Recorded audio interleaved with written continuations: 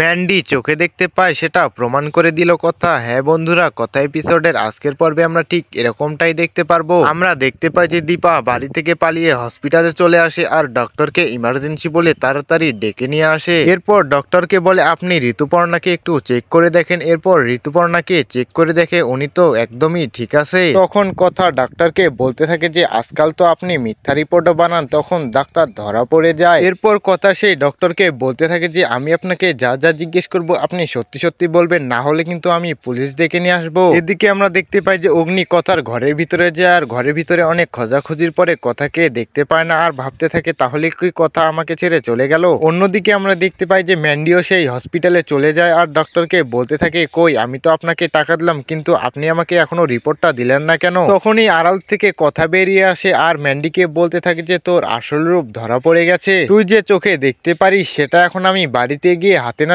সবাইকে প্রমাণ করে দেখিয়ে দিব। তখন ম্যান্ডি কথাকে বলতে থাকে যে তুই যেমনই কর না কেন তুই আমার কাছ থেকে অগ্নিকে ছিনিয়ে নিতে পারবি না।